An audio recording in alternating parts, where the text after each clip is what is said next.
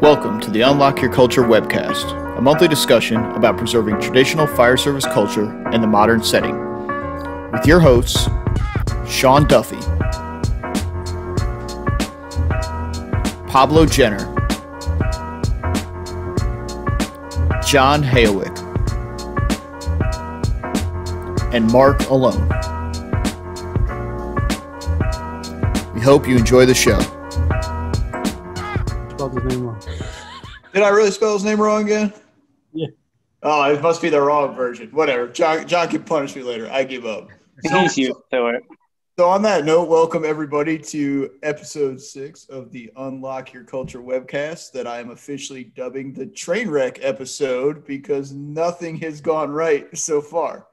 So I am Mark Alone. I have Sean Duffy with us here tonight. John Hayowick, spelled incorrectly on the introduction, is working an 11-alarm recycle plant job, so I think we're all in a better place than him. Pablo is on duty as well, and so is our guest, Sean Egan, who may or may not make it in now because we don't know how to read our calendars together. So with that being said, our topic for tonight is going to be current culture of the fire service, kind of a roundtable deal. We're going to talk new year, maybe not so new circumstances and where everybody's at and where the fire service is at, and kind of a virtual buddy check type deal.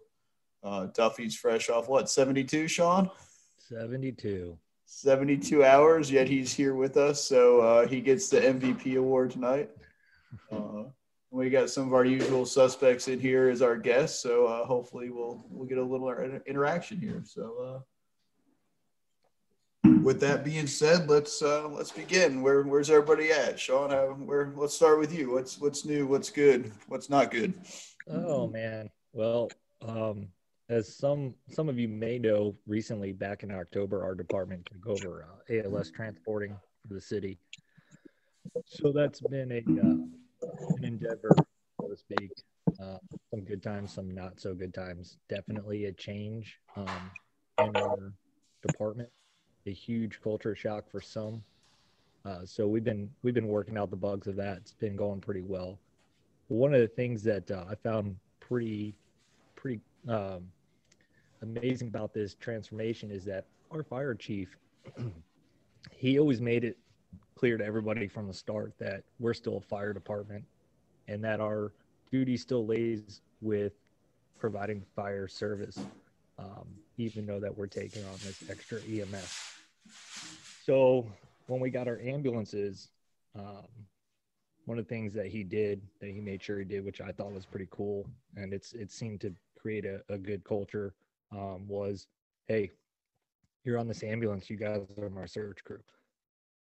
So they outfitted our ambulances with water cans and thermometers and box lights, New York hooks, a set of irons, all the stuff that makes us successful as a first-in search crew.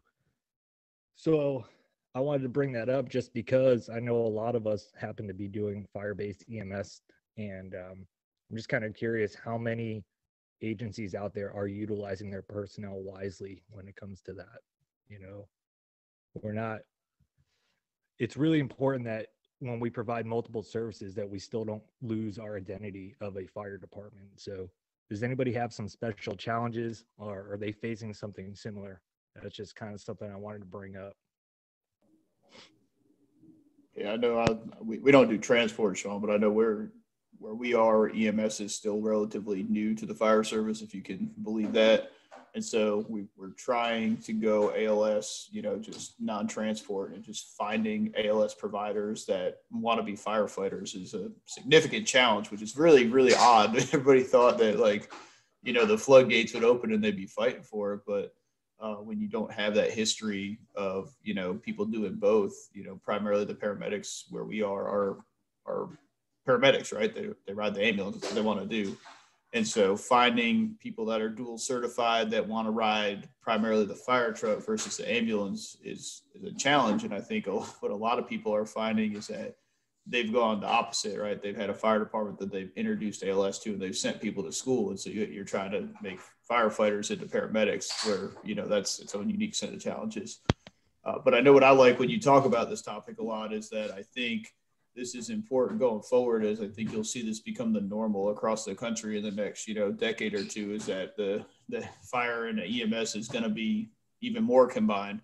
And so you're going to have more ambulances, and what do you do with them to make sure that, like you said, their role is truly dual, and it's not just, cross-train people that ride on a box or cross-train people that ride on a fire engine. So how do you utilize that personnel? And if they are going to be part of your, NFPA staffing model, they can't just show up in the box and pull the stretcher out and hang out on the curb. They're going to have to go to work at some point. So yeah, pretty cool you talk about that stuff. And I think you guys are way ahead as far as your mentality towards it.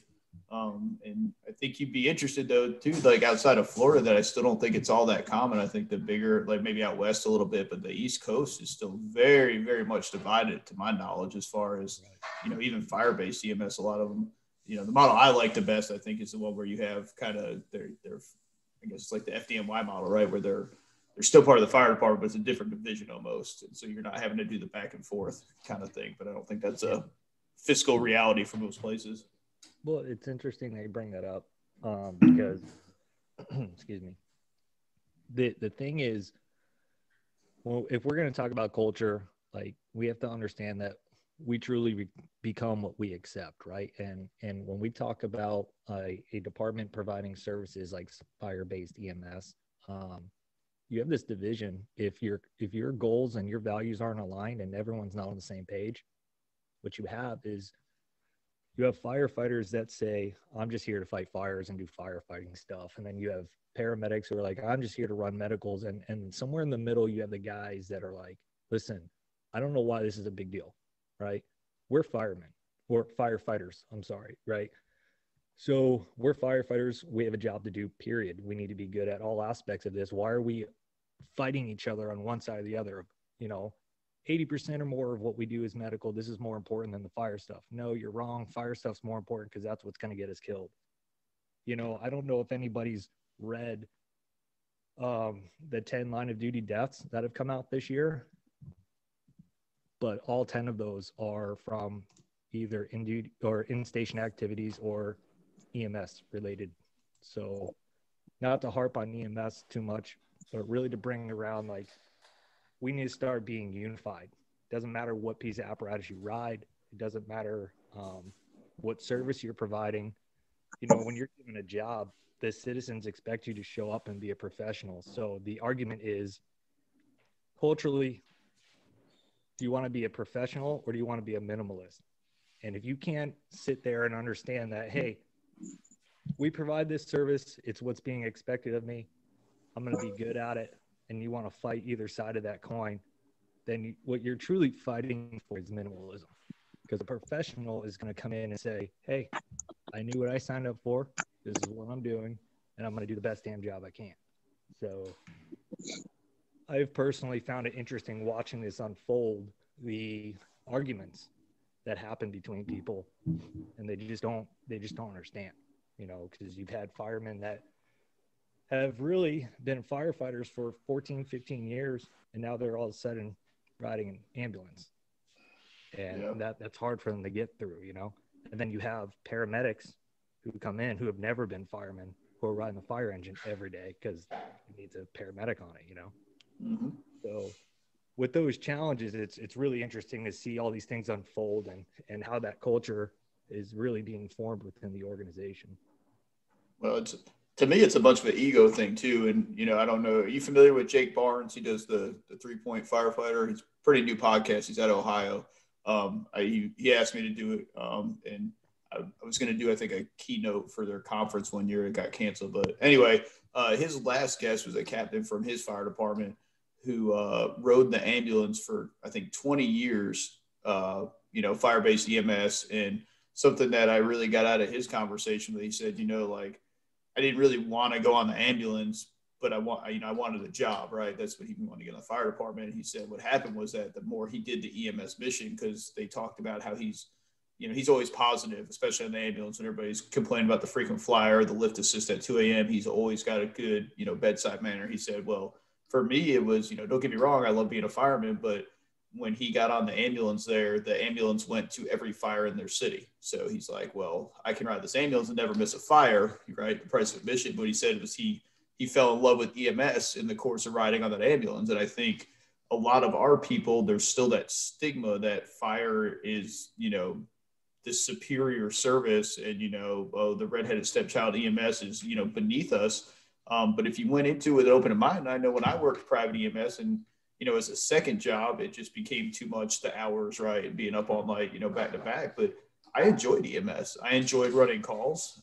Maybe I didn't always enjoy the bureaucracy of it or the politics of it, but, I enjoyed the calls. And it's just, nobody enjoys the false alarms on the fire side, right? Or the canceled en routes or that stuff.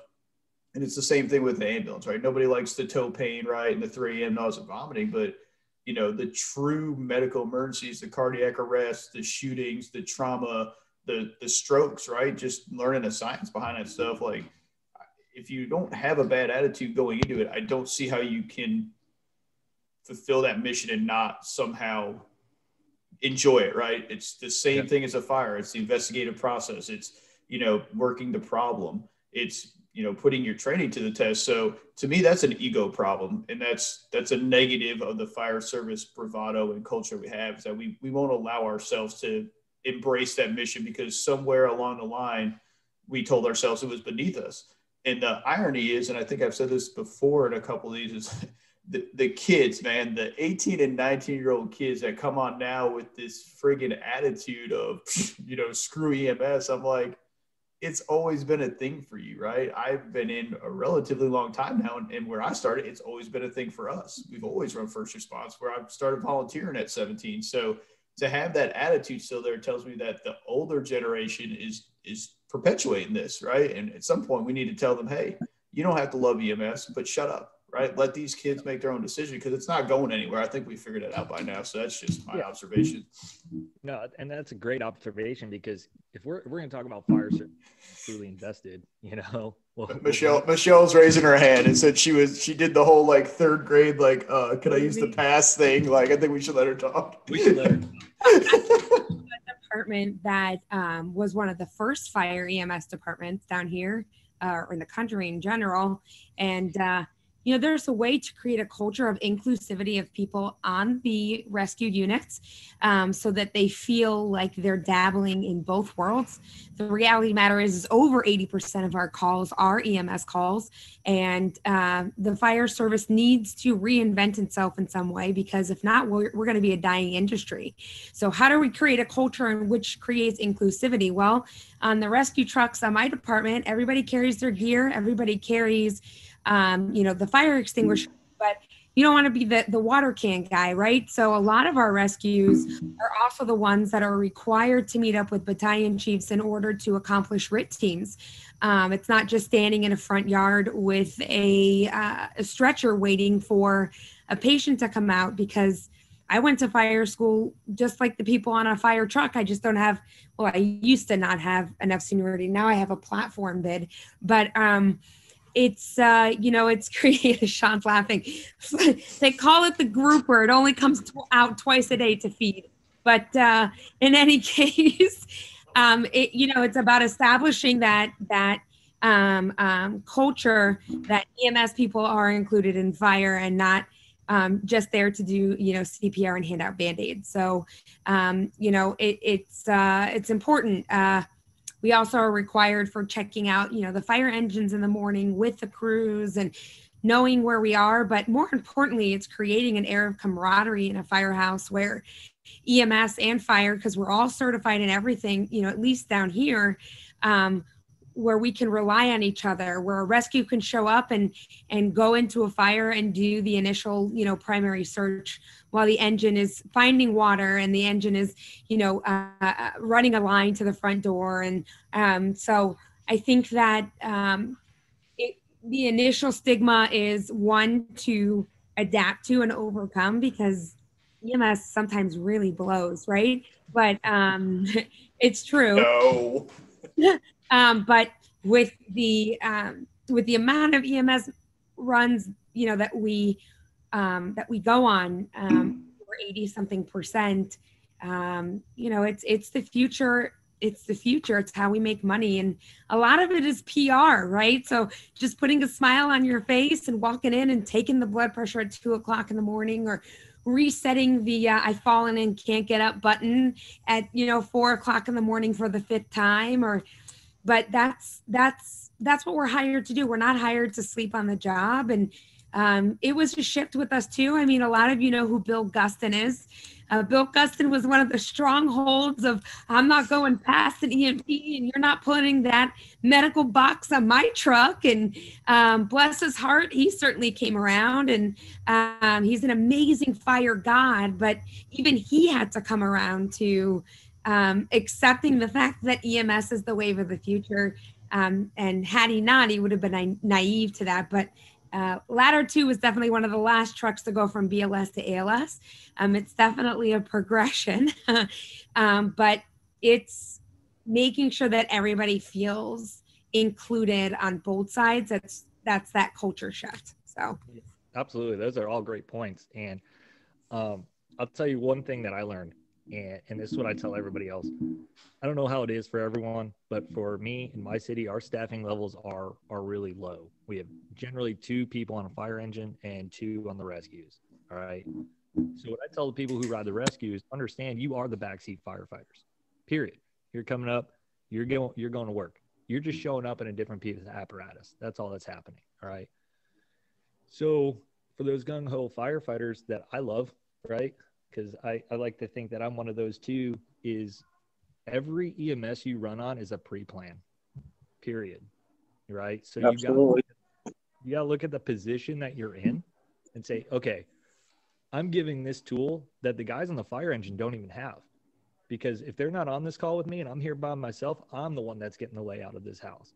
I'm the one that knows where the bedrooms are and all these things are. I know where the hazards are at. I can identify this if it's a hoarding house or any of this stuff. And then what do I get to do? I get to go back to my firehouse and relay that information. And who better to run the search than the people that extricate them, right? Like, you're extricating them not under fire circumstances. So why not you? Hey, it's not uncommon. I mean, you hear stories all the time where, people go to a house fire and they were just there a few hours ago for a medical call, right? What better way? If you are truly paying attention and you're out in your first due, or maybe you're in your second due area because you had to go out there for whatever reason, you're the whole time that you, from the dispatch to the time you go to the hospital and drop that person off, that's all recon. You're reconning the area for hydrants. You're reconning it for buildings that appear to possibly be no longer occupied, right? You're identifying target hazards. So to me, if we could shift our mindset to realize that that is a position where you can affect a lot of change for the better, right? Not only are you probably most likely to save more lives in that role, but you're also gathering more information than you ever would if you were just sitting in the firehouse, right? So it's mindset. Take the position you have. Everyone's got their opinion and they're entitled to it. That's fine. If you want my opinion, I will ride a fire engine every single day, but that's not reality for me, right? What's reality for me is, hey, this is my rescue shift. I'm on it. Make the best of it. What can I do to improve myself, improve the people I'm working with, and how can I be better for the citizens I swore to protect? That's it. If you have that mindset, then that thing is magic. You have the freedom to do so many different things. It's unbelievable. Yeah, I'm going to add a couple more on here, and then I'm going to try to get us off EMS. Otherwise, we'll probably talk about it for the whole hour and change. But to build off what Michelle said, too, the PR aspect is that, the way I look at fire-based EMS, which I don't have, right? We have a great county service, don't get me wrong, but the ambulances are not out of the firehouses. They are a different entity. But who better to be there when you get hurt in a fire than a fire-based EMS crew that understands your equipment, understands your procedures, understands your tactics, knows where you were, what you went through, how to treat you, how to get your gear off, how to do CPR and gear, right? So maybe the problem is we're not selling it to ourselves, right? We're not selling it as an advantage to us. It's an advantage to the community. It's an advantage to the politicians. It's an advantage to taxpayers. Well, it's also an advantage to you. So I think maybe the way we go about it is kind of wrong.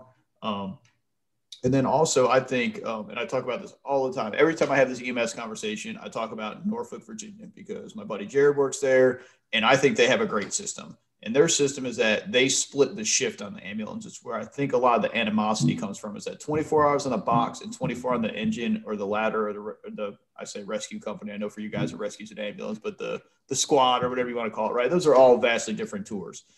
So what Norfolk does is, one, they transport to the closest appropriate facility. They don't play this private EMS game of where do you want to go so we can make more money off your transport, right? It's closest appropriate. So you want to go by ambulance, and it's a real emergency, you go to the closest hospital to you that can treat you. That helps get their people back in service, right? It stops the posting game and, moving people up. Secondly, they're assigned for 12 hours. And at the 12-hour mark, they change. People on the engine come off, or the ladder, however they work it. I don't know the specifics, but new people get on the ambulance after 12 hours. And if you were on the ambulance, you go back, to an engine or ladder company. So it decreases the burnout.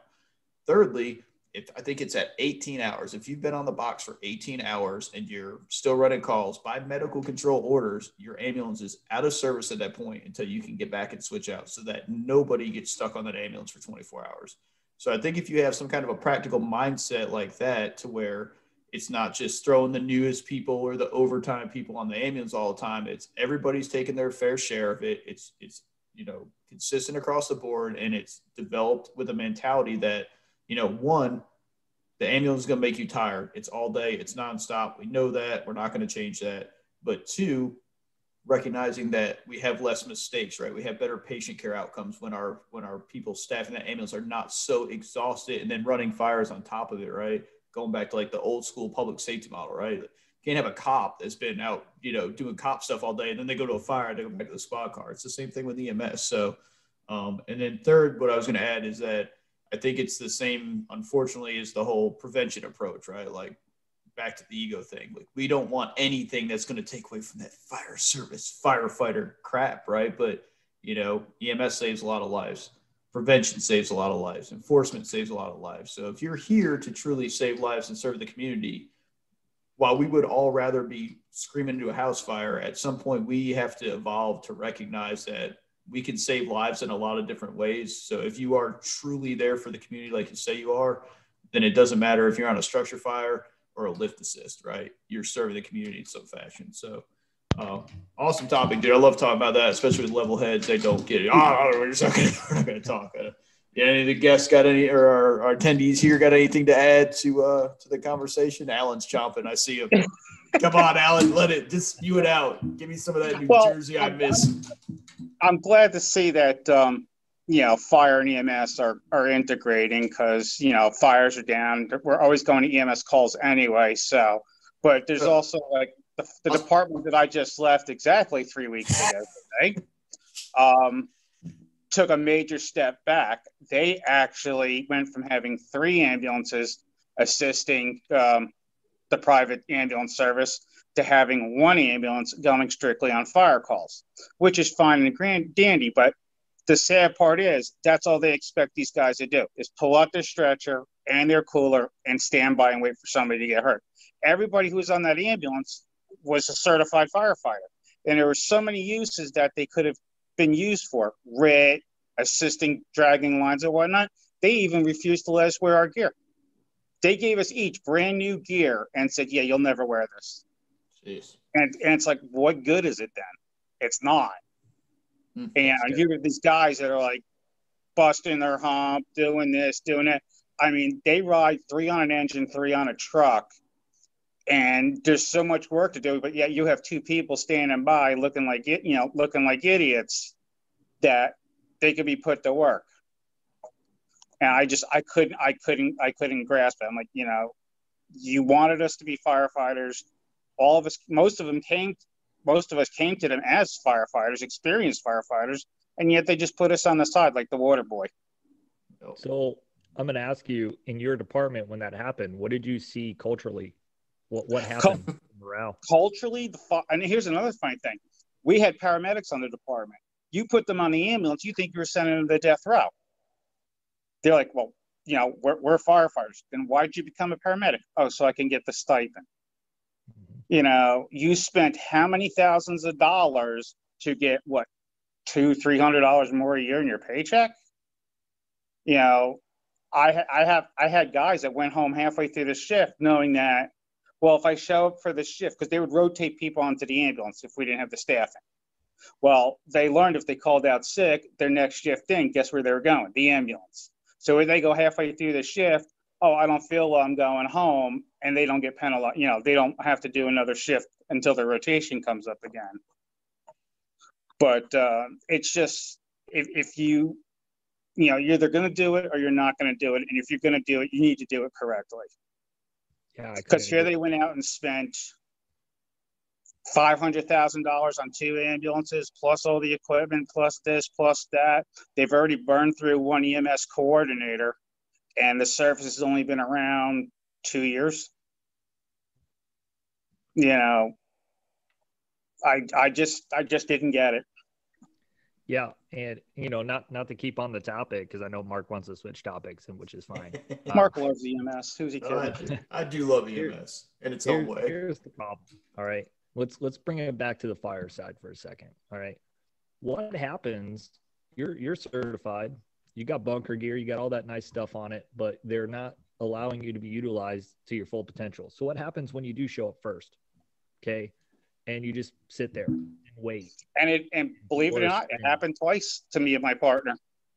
Do you guys get penalized for going in?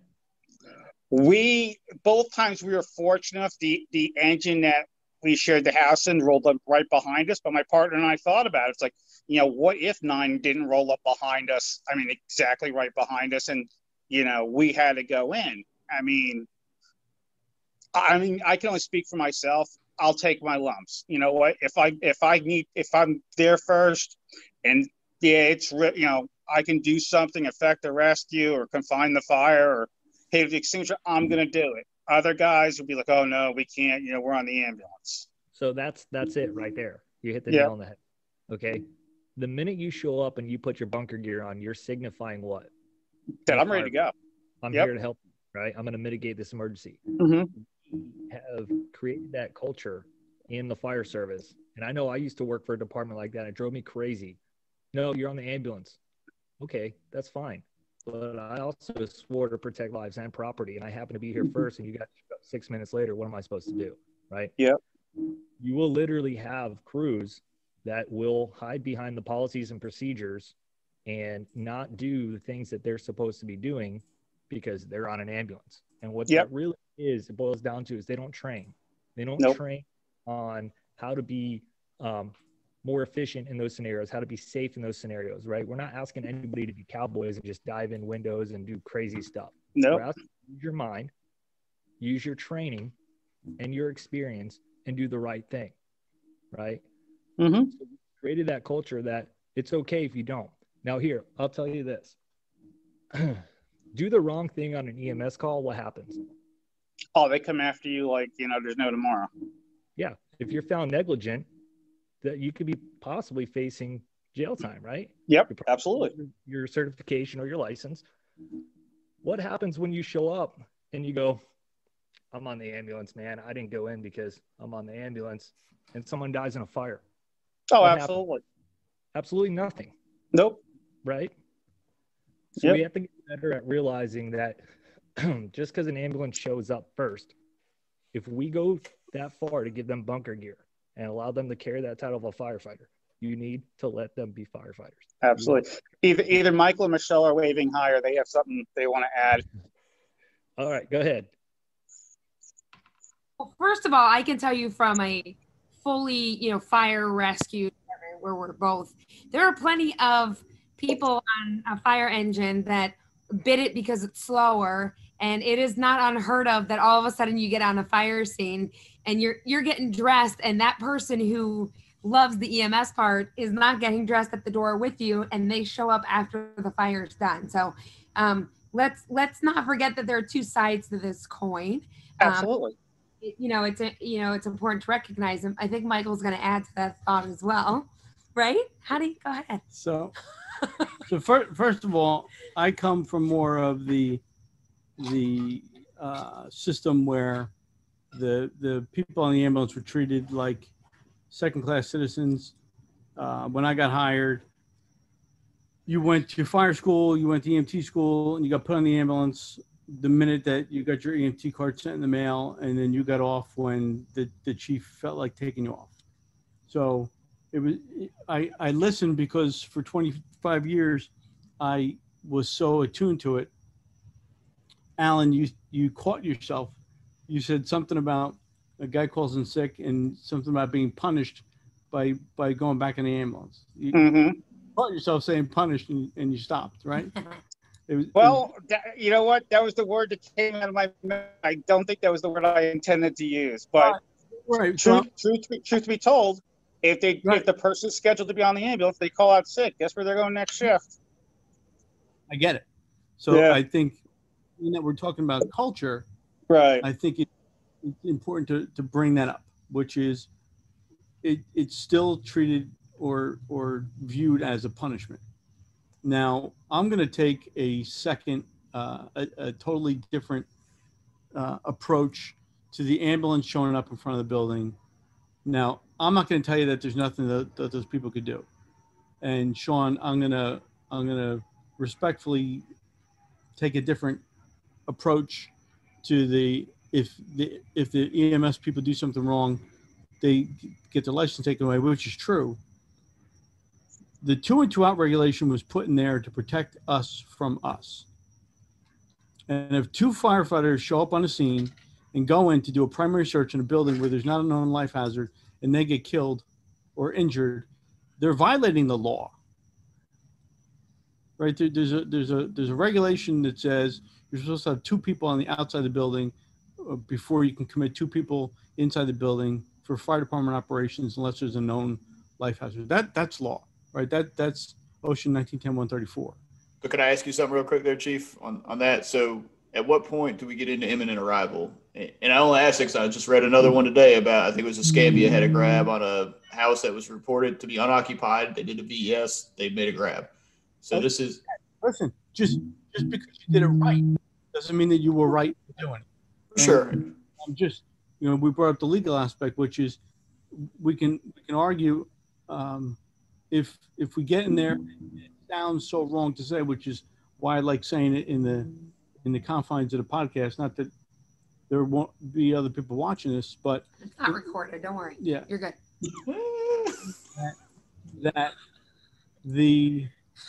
There are things that you could do. Yes, there's definitely things you could do, but for the until we embrace an all hazard approach to providing services to the community, it's always going to be like this. Now, Mark said something early about people coming into the fire service now. I'm in training now where I'm seeing in rookie school, people coming out. Where they get that attitude from, I don't know. But EMS is what we do. It is what a fire department does. I mean, there's not a fire department I'm aware of, a large fire department anyway, that would exist and get funding if they weren't also providing these other types of services. And if they are doing it, they're not going to be doing it for much longer. It's just an unsustainable model. I say all of this to say, and I had a couple bruises in my ribs because Michelle was jamming me to say something. And I went to open my. Are you suggesting we have an abusive relationship? Oh, see how I just turned the screws? It's a management issue. You brought up, Mark, you brought up Norfolk. That's how we tried to manage ours, was to avoid the burnout, right? You staff EMS appropriate. It's a different job, right? It's in the fire department, but it is a different job. The leaving people out there, what drives the wedge in my department, in my experience, what drives the wedge between the engine, we'll just call it, the engine crew and the ambulance crew, is not the services that they provide, it's the missing the meals. It's treated like a second-class citizen. Yep. Michelle's department is drastically different. If there were guys that were getting beat up all day long and you didn't have a 12 and 12 where they got rotated out, somebody jump on and take the call for them and let them eat, or let them sit. Those are the things that burn people out, And that's the same. It's the same in a house that doesn't have an ambulance. Though, if you've got an engine that runs 75% of the runs in a rescue, a heavy rescue or a support company that doesn't, you can run a public assist too, right? You can run alarm too, but it's just that stepping up and saying, okay, well, like I know you were dispatched, but we're going to take it for you. You guys just got out of the gym, or you guys are sitting down to eat your meal finally. But that goes back to something cultural, right? There's no rule about that. And we worked really hard, and by we, I mean myself and a handful of worked really hard. The ambulances would get dispatched for lift assist, and myself and a friend of mine who was the fire chief at the time, we were sitting at the kitchen table where all big decisions get made, and I was a captain at the time, and I looked at him and I said, why can't the engines take the lift assist? Why does the ambulance have to go? And that day, the policy got changed.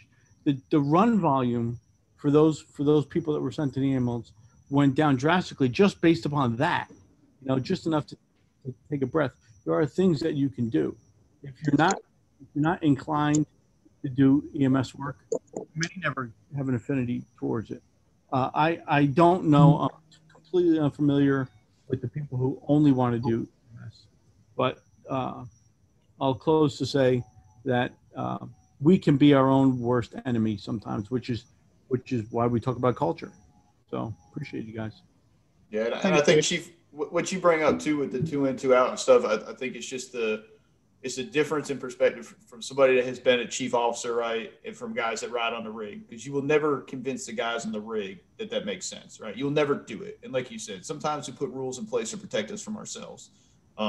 Something I brought up in a group text the other day, it was more about fitness, but it fits this too, is that, at what point are we going to wake up as a fire service and stop shortchanging ourselves that we're some burden on the taxpayers and realize that the root of many of our problems is that we've let our staffing go to such a shit level that we can't accomplish the things we're saying we're doing. So if you put 4 or 5 people back on that engine, 2 in 2 out doesn't matter because your first in company has the staffing to do it. But we have these arguments because we're staffing 1, 2, maybe 3-man companies in the majority of departments where these guys have a 7-8 minute second due arrival time, and they're standing there in a yard looking stupid with 2 in 2 out. But it's not their fault that their funding was cut and they couldn't get these guys on the rig, or that we ran all the volunteers off so nobody shows up, right? So a lot of these problems are rooted in the fact that we have slowly over time devalued ourselves and rolled with the punches to a critical level, and now we're paying for it. We won't wake up and say, hey, maybe we don't go to 13 fires a shift anymore, but we bring value to this community. We do bring a savings. We do bring an insurance factor. So stop, you'll buy 19 cop cars, but we need a new engine and we do need those people. And instead of just rolling over and saying we don't, I mean, I get it. I've never been a chief. That's a hard conversation with a politician, but at some point we need what we need to do our job. Right. And we're not doing it. There's a lot there. What you just said, a lot. It really digs down below the surface of the culture stuff that we were talking about. I'll give you an example. Virtually everybody that's down here is a 3-shift system. Almost everybody. It should be 4. Well, we are a 4-shift. I did not know. I knew, I think, 1 or 2 departments that were 24/48. Well, the reason why I got hired was because in 1968 they put on a 4th platoon. So in 68 they went from 3 to 4. And so they hired, however many people, big hire. 25 years later, they started hiring again because everybody retired. Never gave it a second thought until we started having those serious conversations about staffing, about money, about budgets, about things like that. And then you look at it and you say, we had 140 people. Just go with that number, 140 people. But they were spread out over 4 shifts. Well, 140 people spread over 3 shifts. There's a lot more staffing per shift. You know what I mean? And then it came down to, well, we paid extra to work those extra hours. And, sometimes we could be our own worst enemy too in that argument. And I'm not arguing against labor because I'll get killed for doing that, because I was a labor guy myself. But there's not a simple answer to the equation of staffing as well. That's right. So I have a question for you, Chief, respectfully, because I'm curious to know, what, as a chief officer and in charge of training, how will you navigate this issue? Because it's a big issue. a lot of things that happen today are open to interpretation, right? Sure. So people read things and it's open-ended and they form opinions. So we brought up the 2 in, 2 out, and this is something that I've heard quite often. So I want to get your professional opinion on it. In the directive, it says that nothing in this action is meant to preclude firefighters from performing emergency rescue activities before an entire team has assembled. Correct. So if we're just reading that part, is it not easy for us to assume, hey, it says right there that I can Rescue activities. There's a paragraph Q. Yeah, paragraph G. G. I'm sorry. I knew it was the down. I can't remember if it was down to the left or down to the right. Paragraph G. Anyway, the interpretation, again, I didn't write it, and I don't necessarily, I'm not the OSHA police, but at the end of the day, the OSHA, let's start out by saying this. The OSHA 1910-134 paragraph G states that you need to be engaged in emergency rescue activities, not search activities. Right? So rescue activities where you're actually removing someone from a building, and you could do that and be right. Now, if you go in and find somebody, search, and then pull them out and perform a rescue, well, then we got it, right? And we're certainly not going to get into a situation where wherever that guy was, we were having that conversation today about the burnt baby transport. Oklahoma City. Yeah. I'm not going to go into that because it's a different story. But you just went. You brought it up. Now we're going to talk about it. So the fire department can use 1910-134 to its own benefit to say, if you send me out in an apparatus with 2 people, i.e. where you are, Sean, I can't do anything when I get there. Sure. Right. So there's the policy makers don't understand the business. I think we all understand that. So it's our job to educate them. What would I do about it is I could tell you what I've done about it is open the lines of communication. The one question that I asked that made the biggest impact to me as a chief was to ask people, if you could change one thing about the fire department, what would you change? You know, because everybody's got the answer until you ask them put them on the spot and ask them for the answer. When it comes to this issue that we're talking about here, again, very small sample size, people want to do less work unless it's the work that they want to do.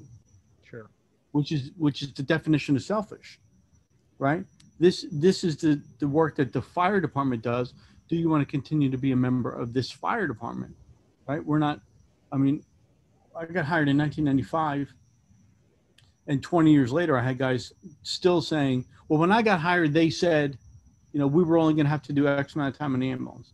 Well, that was 20 years ago. You were wearing 2.2 steel bottles on your back, and you were wearing quarter boots. How about we give everybody else a thermal imaging camera, and we give you the rubber hose on your SCBA, because that's what you had in 1995 when you got hired. So you have to evolve with the service.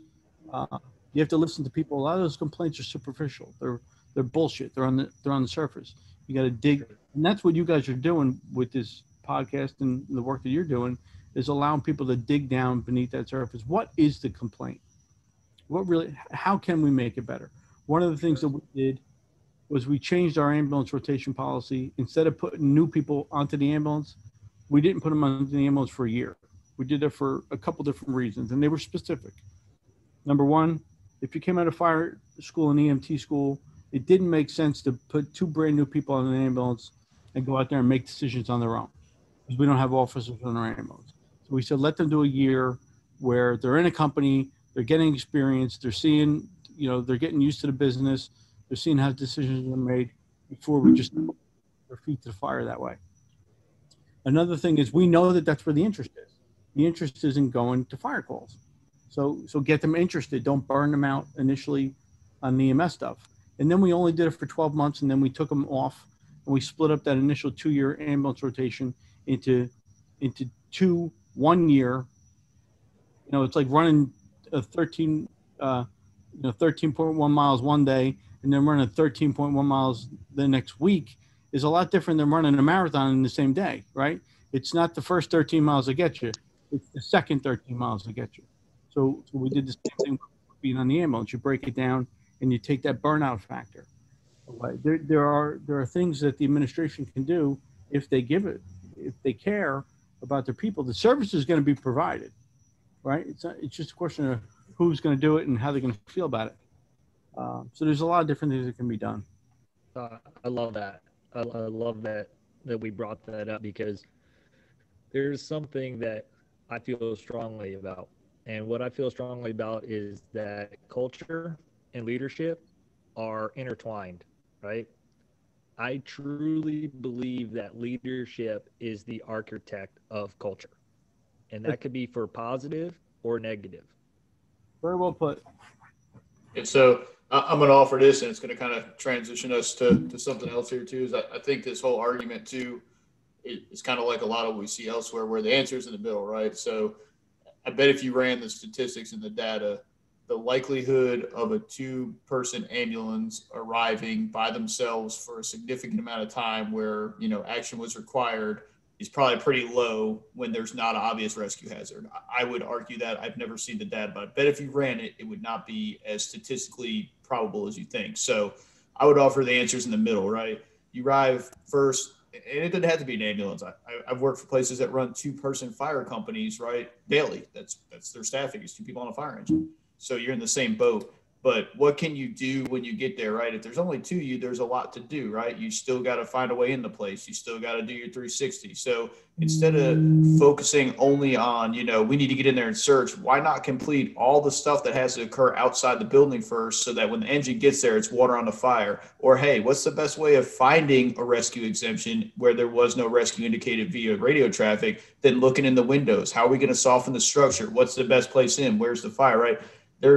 I think sometimes when we talk about this stuff in a setting like this, we don't realize how fast the incident is really moving on us, right? We don't realize how fast a minute transpires, or 2 or 3 minutes. And for most places that are even going to have an ambulance arriving before, or a 2-man company arriving, backup is not 15 and 20 minutes down the road. It's 3, 4, and 5 minutes. I know where I work, I don't really think about 2 in, 2 out, because my first alarm under normal circumstances is on top of me. We're meeting at intersections. We're meeting at hydrants. So I think it's an important topic to talk about. There are a time and a place to consider it, but I think the fire service as a whole, we get so hung up on these, you know, this end and this end of the spectrum.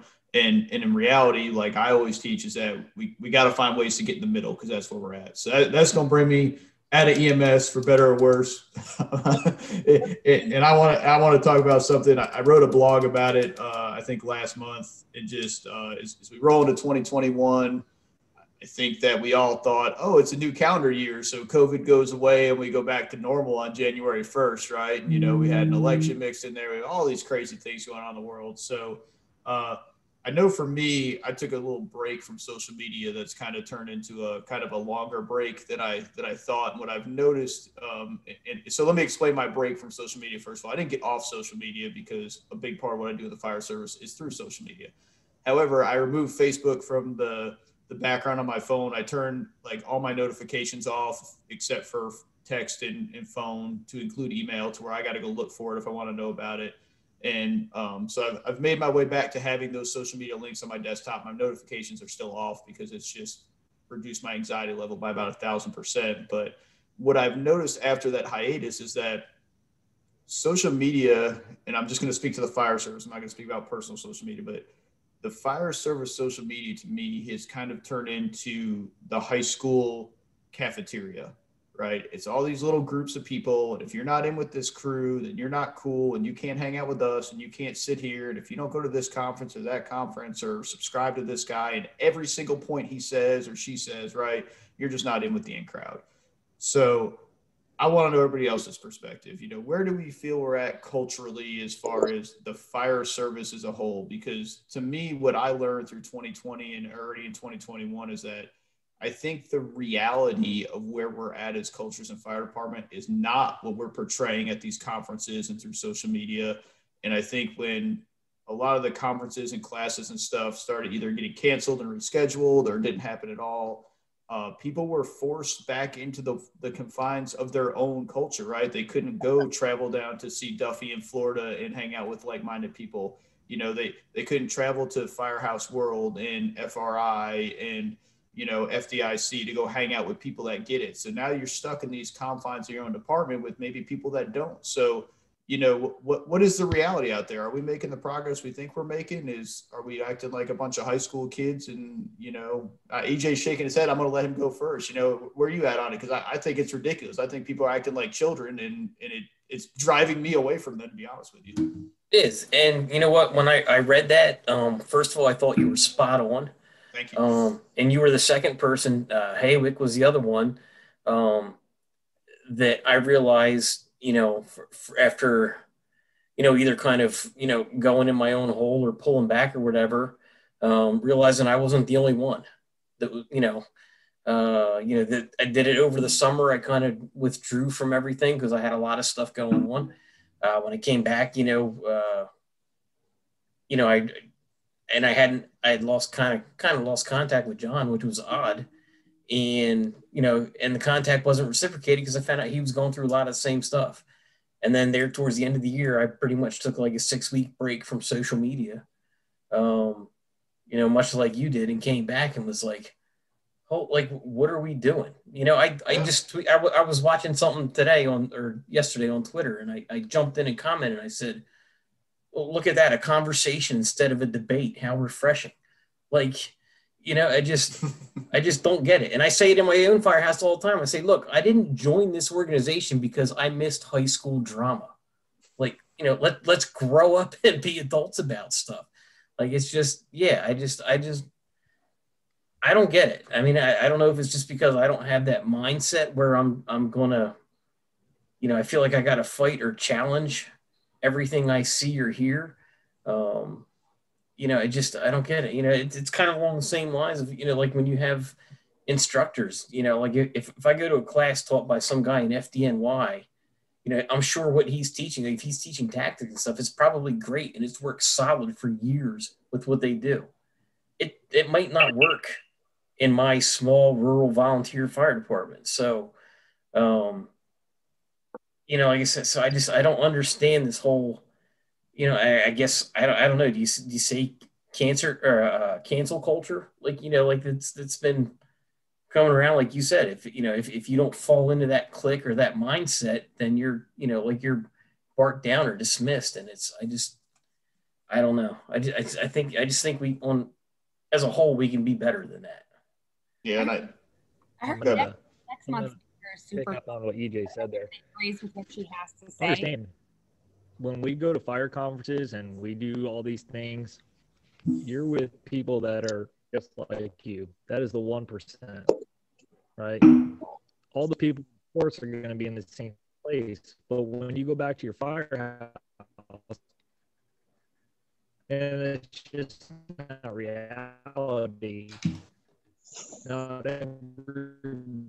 your internet's acting up again, Sean. In that firehouse is going to be as happy as you are on going to training or nothing. Does that mean that they're shitty people at their barrel warfare? No, it doesn't.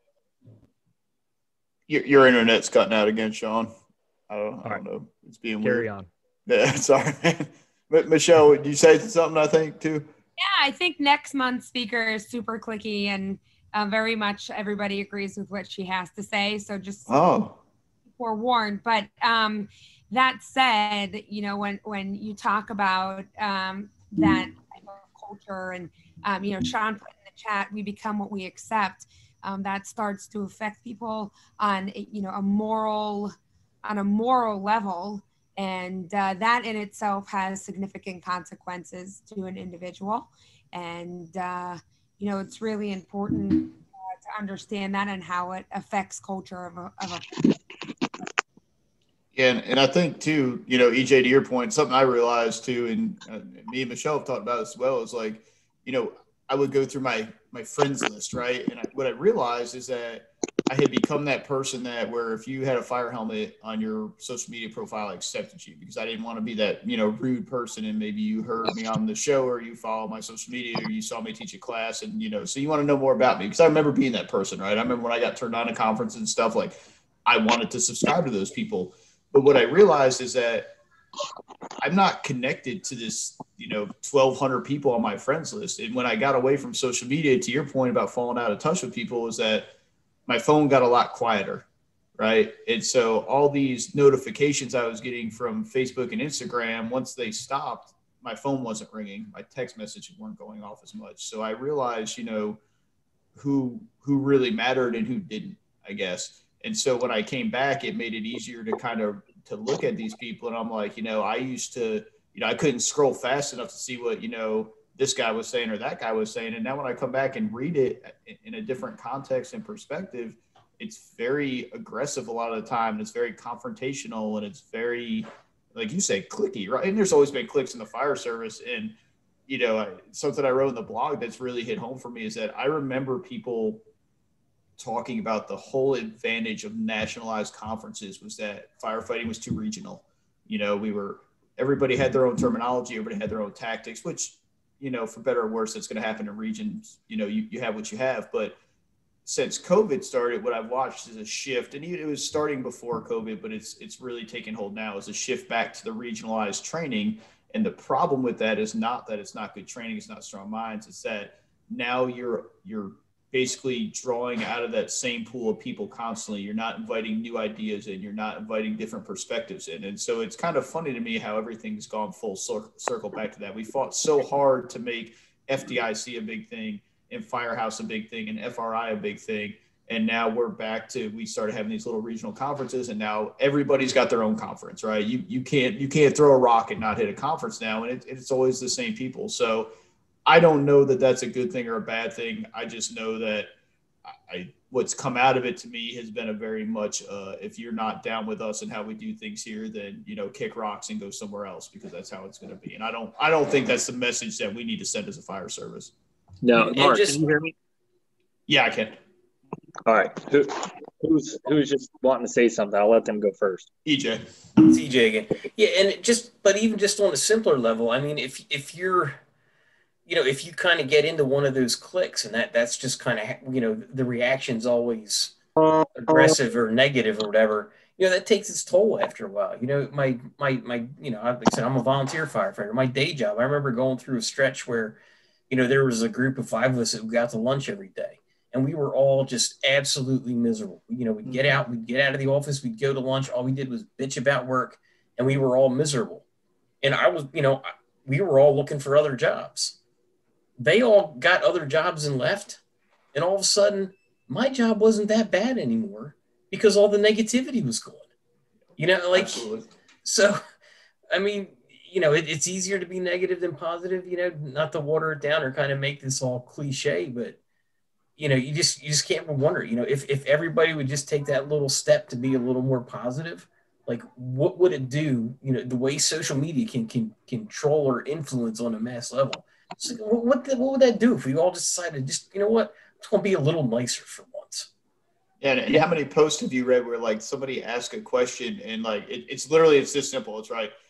If you have a Carnes 1044, do you use your Defender shield or not? And the first 10 comments are, well, I wear a Bend too. And if you wear a 1044, you're an idiot. It's like, if he asked a question, just answer the question or stop. Like, you don't have to have input. If it's just, it drives me mad. And those are the things I notice now looking at it. And it's almost like, I don't even want to be a part of social media anymore, but I feel like there's other people out there like you and all of us here, right, that are looking for something decently positive. So maybe I could be a part of that, right?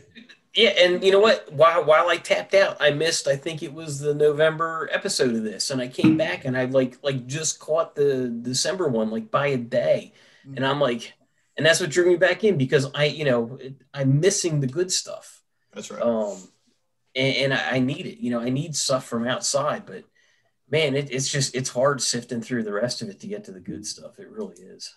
Yeah, there's a couple things I'll say on that, and it's going to be a little long-winded, so bear with me because you guys touched on some awesome things. So think about it this way. when we go to a fire conference or all that, you're around people that are just like you, right? That's kind of the beauty of it. So of course, while you're there, you feel recharged, refreshed. You're like, man, this is exactly what I needed.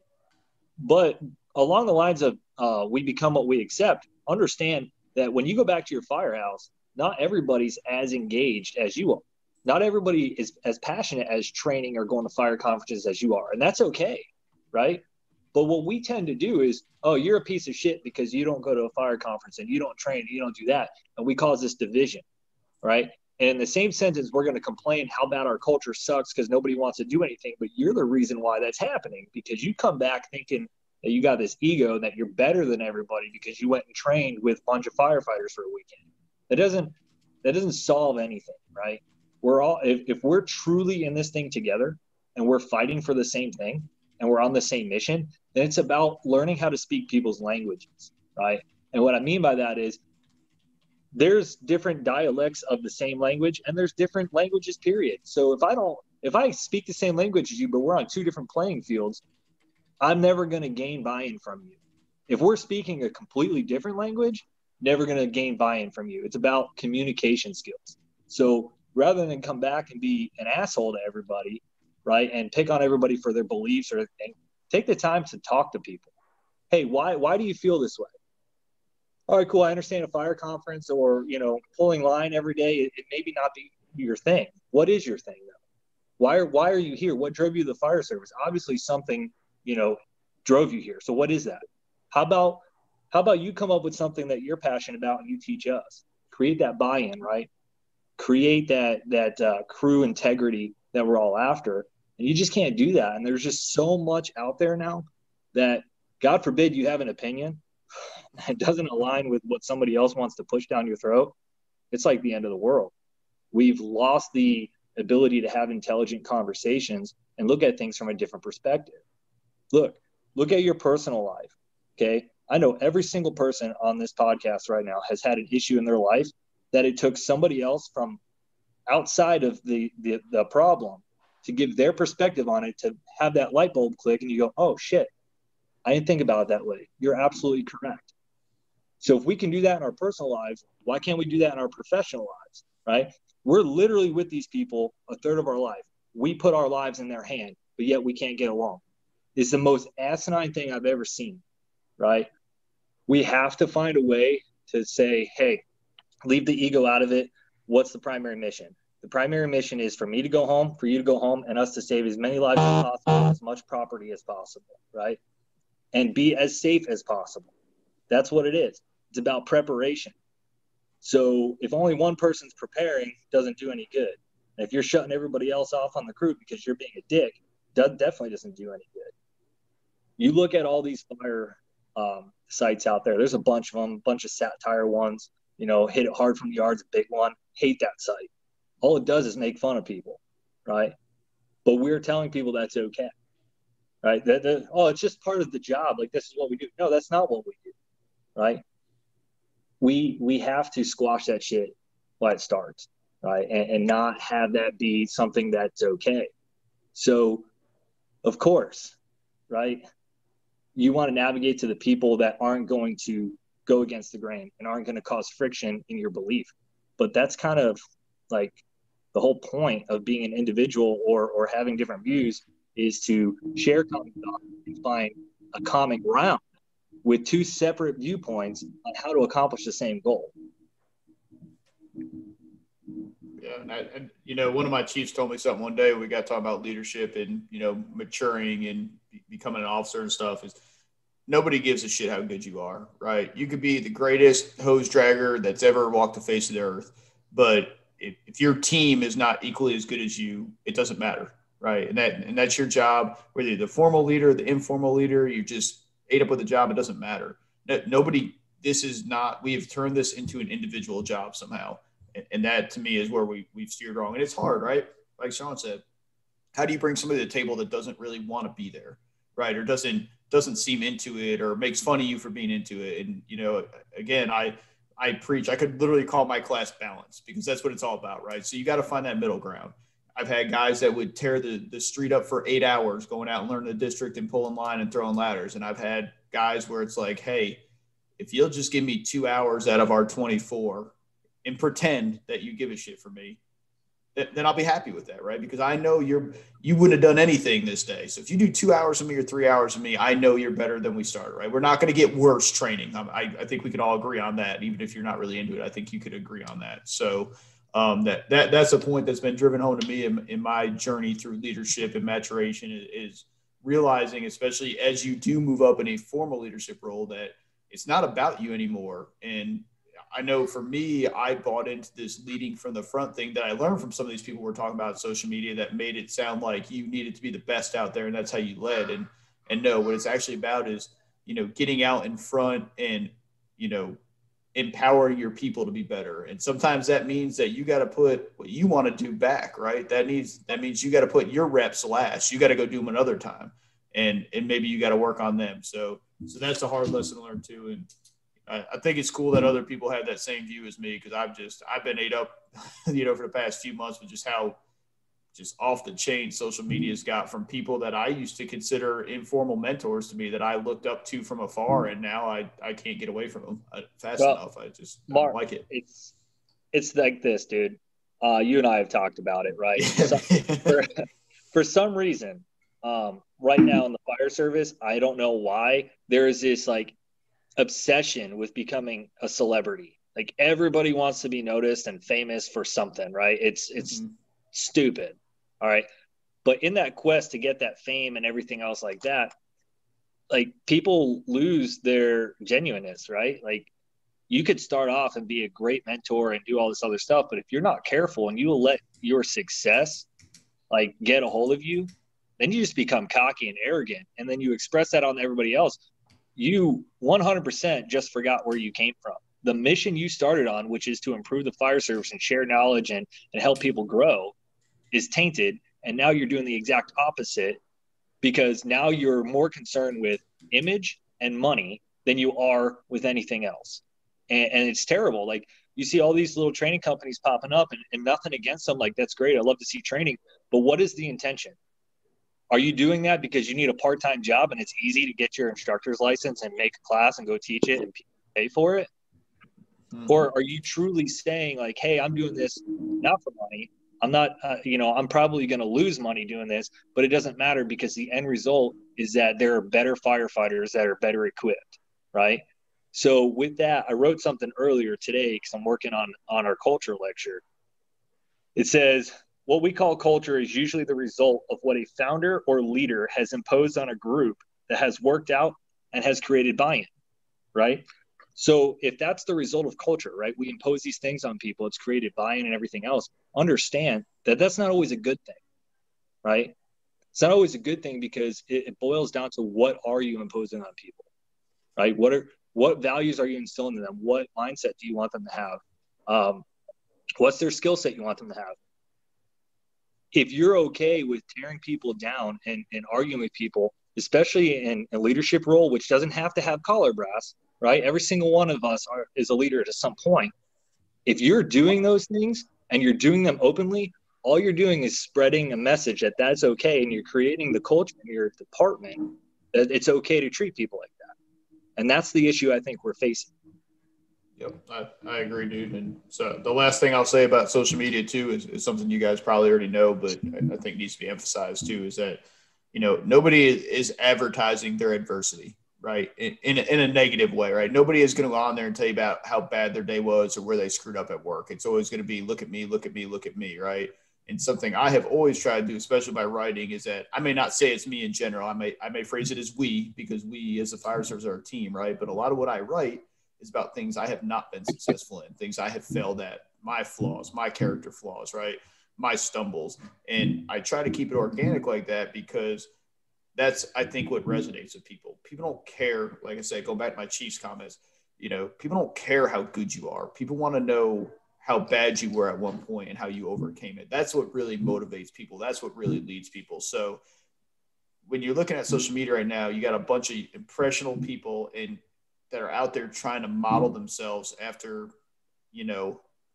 one half of what somebody is out there. I don't know about you guys, but every time, you know, I have an issue at home or an issue at work or an issue with a friend, the first thing I'm not doing is getting on Facebook and tell everybody, hey, I had a shitty day today. Let me tell you why, right? Like, that's not, no, it's like, look at my food and look at my kids and look at my vacation and my car, and my home, and all these wonderful things. And don't you wish you were me? And then you sign off of it and you deal with the other half of your life, right? So I just think it's misleading. So let's talk about training for a minute here. I think this kind of feeds into that. We've been talking about it a little bit. You know, what's everybody doing with training, both internal and externally? And on top of that, travel. I know I'm about to go to Pennsylvania in the end of February to teach my first class, I think, in a year, since I went to Firehouse World last year. I'm going to drive because I don't really know that I'm down. I got a free plane ticket from a canceled flight, but I just, you know, I don't know. I'm not really scared of COVID per se, but I'm also not trying to put myself in a situation where I could eat a Petri dish on an airplane. I don't think yet. So I'm gonna drive the 8 hours, I think, because it takes 8 hours by the time you do labor and stuff to fly. So that was kind of what me and my wife came up with, is the happy middle ground to being a little bit safe about it. But what's everybody seeing out there? Are you able to travel? Are you not? Is there internal training going on? Is there external training? I see some things starting to pop up in certain parts of the country. I see other things getting delayed. So you think we're getting back to it, or are we still using it as an excuse to kind of sit around the firehouse and be, oh, boo-hoo, COVID, we can't train? Man, I think we're getting back to it. I can't speak for everybody. Our department just finally reinstated the paying for schooling. It's obviously got to be approved and everything else like that. But good thing about social media, I know we just bashed it a little bit, but here's the positive.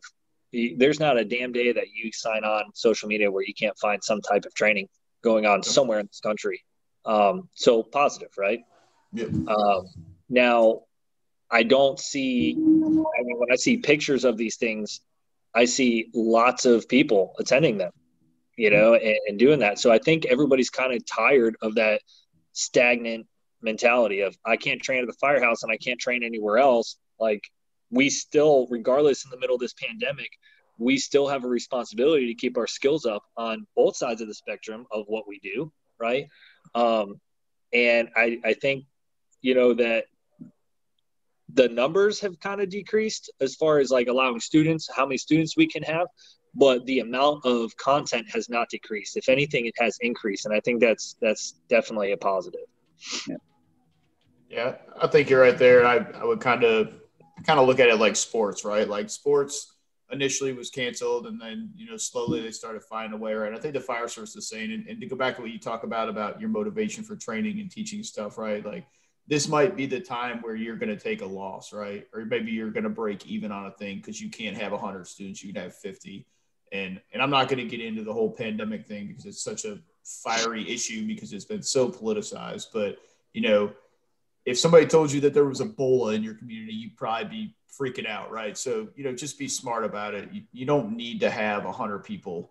And if you're really valuing, something I have always preached, something that I gain perspective on, especially for my social media hiatus, because, to dive back into that real quick, I was that person, right? I would make my post on the Fire Inside, and I would check it periodically, sometimes by the hour. How many likes do I have? How many shares? Oh, somebody shared it. They wrote something with it. What did they say? Did they like it? Did they not like it? And I was looking for that affirmation. And what I realized is that if one person resonated with for that day, that's all I needed, right? That's what it's all about. Did you get through to one person? Maybe one person was going to throw in the towel on their career, on their leadership, on their crew, and they read something that I wrote, or that Sean wrote, right? Or that anybody wrote, right? Or maybe they just saw something that one of us shared on our feeds, and that talked them off the ledge, for lack of a better, description there. So that's what it's all about to me. And so the same thing comes with the training programs, right?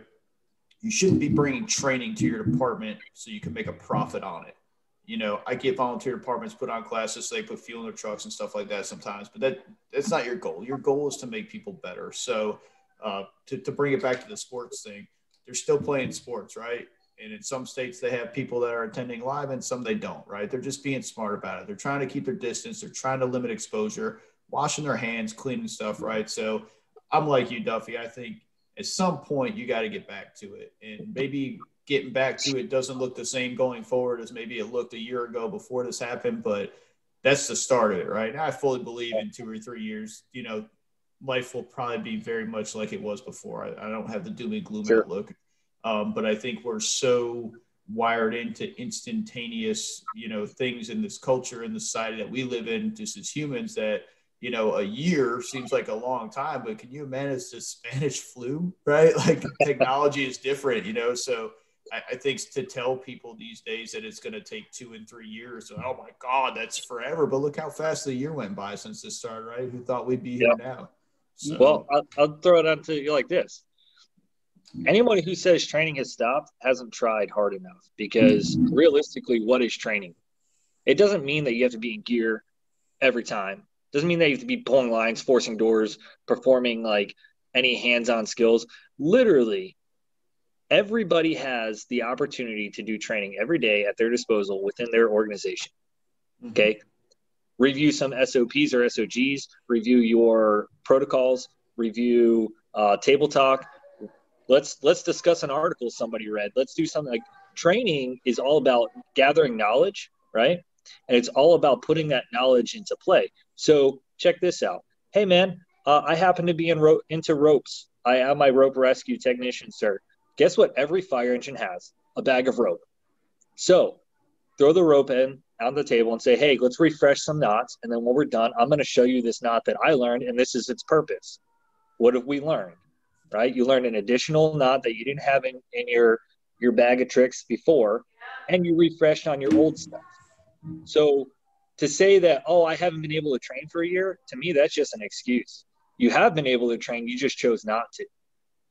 Yep, that's right. And I'll throw another one out that a buddy of mine, his friend works in Maryland. I see, Chief. What's that? A buddy of mine works in Maryland, and something they do with their rookies is that like they'll open up their logbook and they'll go to the past 2 or 3 shifts and they'll pick out a call and say, hey, this is where C shift went. How do you get there? Right, that kind of thing. And so I run our dashboard things at work, and something I found out they have a feature of is you can display a map that has the last like 10 calls your department ran. There's training right there. Oh, well, B shift went to this address for this. Let's pull it up on the Google map. Let's look at the satellite. How would you get there? What would you do? Where's the hydrant, right? That's training. All right. Now I'm with you. I think you got to get dirty. You got to get hands on at some point. But if you're trying to minimize that, there's 100 other things you could do to remain educated, knowledgeable without bunker gear and 17 companies that you run with every day where you got to breathe on each other. So yeah, Chief, what you got, sir? I ask a question. I just had a thought going back a while. Is anybody using simulations? Sims you share or anything like that? Yeah, we use them promotion board wise, I think. And I don't know. That's a good question. I'm going to ask tomorrow if we have access to that. I mean, listen, it's been, longer than I want to think about. Probably 5 or 6 years. But I used to go around to when I was doing promotional prep stuff for helping people out.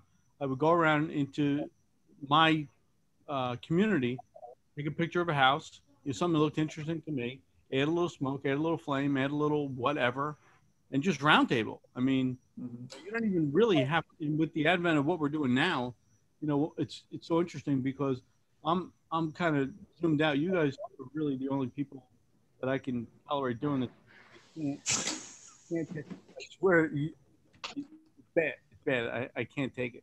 I'm at work and I'm like totally zoned out. I can't. Too many people talking at once. But with the advent of something like this, you can take a picture, have all your companies log in, and talk about what would first do, what would second do here, and then revert back to your SOPs if you have them, or talk about unofficially what you would do. You can really find some interesting building. But what I found by going out and finding an interesting building to take a picture of was that I would find interesting buildings, that I didn't necessarily see before. So just a thought. Sims You Share is what I used. It was really pretty cool. Yeah, it's a great thought. Thanks. Yeah, I love that. And, you kind of bring up another point, why do we have all these specialized tools for promotion process, but the other 2 years in between we don't touch it, we don't use it, it sits on a shelf, it's a waste. We should be doing it every day. So that's a great point. So, all right, Duff, we're zoning in on 90. That's kind of usually our limit. So Anybody else got anything to add? Anything we missed? Anybody we overlooked that had some comments they wanted to share? Nope. Duffy, you got some closing act. I can't talk now. Closing thoughts. My closing thoughts is just be a fucking good person. Period. Right on. It's not that hard, man. It really isn't. Like, not everybody gives a shit what you have to say either. Sometimes keep your opinion to yourself. And if you're not trying to drive things in a positive direction, just don't even say it, right? Because you're not doing anything. You're not improving anything, right? And in fact, all you're going to do is drag down morale, right? And all those people that want to do that with you, and look, there's a place for those people, and it's not in fire service. You know, if that's the kind of person you want to be, good luck to you somewhere else, because that's not the attitude we need. We don't need it inside the firehouse, and we sure as hell don't need it outside the firehouse. And, you know, like, anybody can be whoever they want to be for a short period of time. We go back to like probationary periods or whatever. I urge everybody to go back to your day that you interviewed for the job that you have. Are you living your interview, right? Are you doing the things that you promised you would do, or that you sold? Because if you're not, then you sold a bag of shit to somebody, and you need to reevaluate yourself, because we have an obligation. Okay. The obligation is to pass on what we know and to leave it better than we found it. And if that's just something that you're not interested in, then I think maybe just take the time, reevaluate yourself, and say, hey, this is probably just not for me anymore. There's lots of other good jobs out there with good pensions. See yourself to it, because all you're doing is making a mess for the next generation to clean up, right? And we just can't be doing that anymore. It's not productive. Yeah, man. Right on. I'm going to leave you with this, and this was actually my post today. Was titled "You Are Your Greatest Opposition," and I think something I've learned over all this, you know, you got to keep your head up. Everybody is going through stuff, right? And it's so easy to sit back and let the excuses form and point the fingers outward and blame everybody else.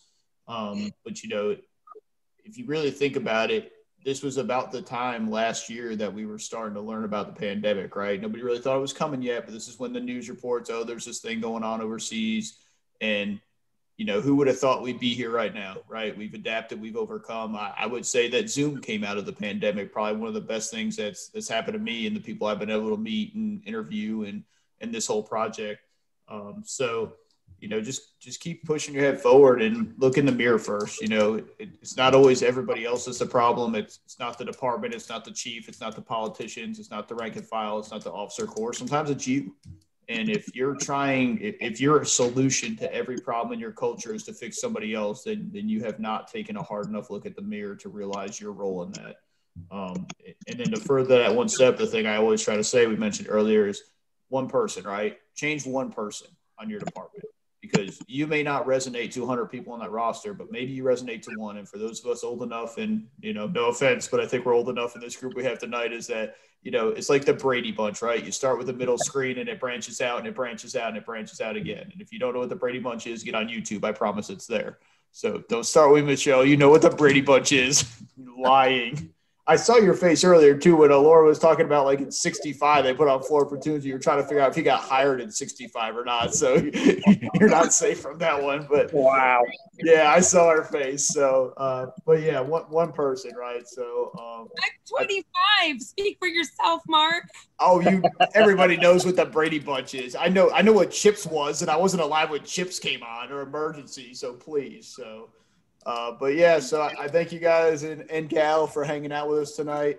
I'm sorry Egan couldn't be with us. He's dealing with some stuff at work. He got back to me, so maybe we'll get him on in the future. But I feel like we had a cool talk. We went over a lot of issues. We talked about EMS, talked about social media, pandemic, everything under the sun, some training. So we'll get hopefully an ad out here in the next week or so about our guest for next month. And we'll see where that takes us. I'll give you a hint. She's pretty excited about it. I wonder who it could be. I don't know. It's almost like it's somebody that joins us quite regularly. So Yeah. We're going to talk about morals in the fire service. Oh, yeah. I sure hope it's somebody that has a lot to say because I'm tired of talking.